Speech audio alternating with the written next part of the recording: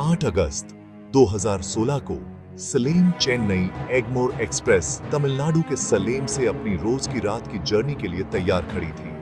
Train मनीएंजर्स से भरी हुई थी। फैमिलीज, बिजनेस ट्रैवलर्स, स्टूडेंट्स, किसी को पता नहीं था कि क्या होने वाला है। इसके कोचेज में एक प्रेजेंटेबल वीपीएच कोच भी था, एक मूविंग सेफ्टी वॉल्ट जिसमें RS342 करोड़ के पुराने नोटों के 226 बॉक्सेस थे जिनकी गार्डिंग आर्म्ड पुलिस कर रही थी। गार्ड्स जो एक्सपीरियंस्ड और कॉन्फिडेंट थे मानते थे कि स्टील की दीवारें और लॉक्ड डोर्स कंसाइनमेंट को अनटचेबल बनाते हैं। जैसे ही ट्रेन रात में तेजी से आगे बढ़ी, उसकी आवाज से रिमाइंडर आकर लोग सो गए। लेकिन कुछ लोगों के लिए यह एक काउंटडाउन था। किसी को पता नहीं था।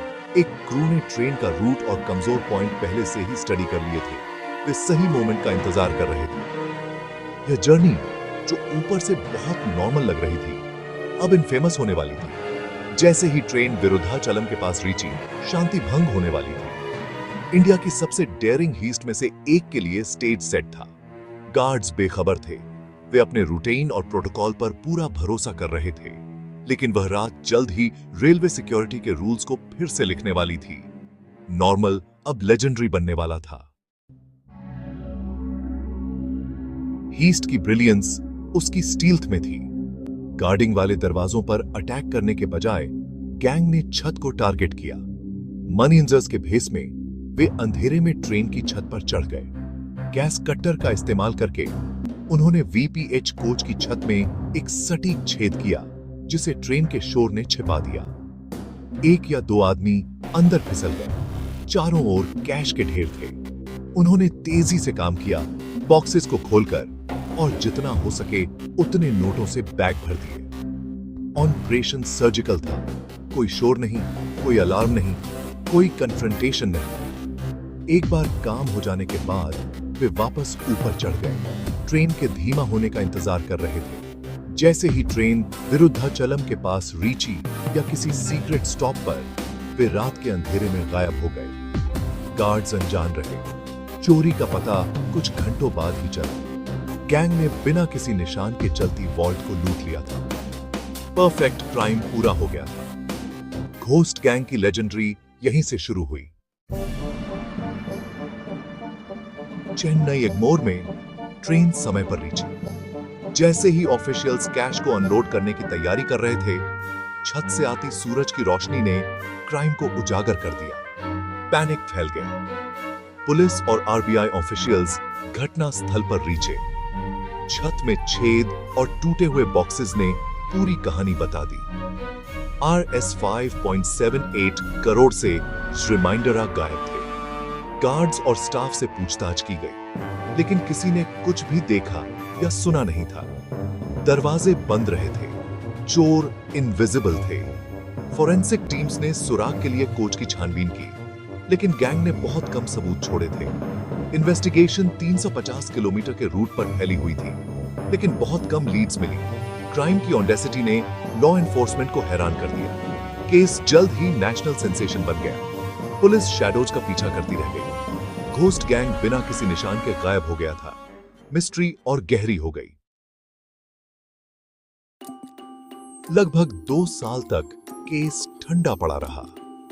गैंग की प्रोफेशनलिज्म ने इन्वेस्टिगेटर्स को लगभग कुछ भी नहीं दिया। सलेम चेन्नई एक्सप्रेस हीस्ट एक लेजेंड बन गया।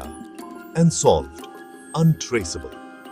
ब्रेक थ्रू 2018 में अनएक्सपेक्टेडली आया, जब मध्य प्रदेश में पुलिस ने एक सस्पेक्ट को एक दक्षिणी ट्रेन पर बड़ी जॉब का जिक्र करते हुए सुना। इस अचानक की बात ने इन्वेस्टिगेशन को फिर से शुरू कर दिया। तमिलनाडु पुलिस ने उस लीड को पर्दी गैंग तक रीच आया, जो रेलवे रॉबरी के लिए कुख्यात था। सर्विलांस और क्रॉस स्टेट कोऑपरेशन उसके बाद हुआ। गैंग की अचानक की वेल्थ, नई प्रॉपर्टीज, व्हीकल्स ने शक पैदा किया। ट्रैकर्स के पास फेंके गए नोटों के फोरेंसिक एनालिसिस ने उन्हें आरबीआई के कंसाइनमेंट से जोड़ा। पजल के टुकड़े आखिरकार जोड़ने लगे। घोस्ट गैंग अब इनविजिबल नहीं था। हंट फिर से शुरू हो गया था। फोकस पर्दी गैंग के मास्टरमाइंड मोहर सिंह पर शिफ्ट हो गया। गैंग चलती ट्रेनों और ट्रकों को काटने में माहिर था, लेकिन यह उनका सबसे बोल्ड जॉब था। उन्होंने बहुत ध्यान से प्लान किया था। सलेम चेन्नई रूट की स्काउटिंग की थी और हीस्ट के लिए परफेक्ट स्ट्रेच की पहचान की थी। टीम मनी इंजर्स के रूप में बोर्ड हुई। गैस कटर को नॉर्मल बैग्स में ले जा रही थी। हर मेंबर की एक भूमिका थी, चढ़ने वाले, काटने वाले, लुकआउट्स, और मोहर सिंह कोऑर्डिनेटर के रूप में। उनके स्किल्स और प्लानिंग ने क्राइम को पॉसिबल बनाया।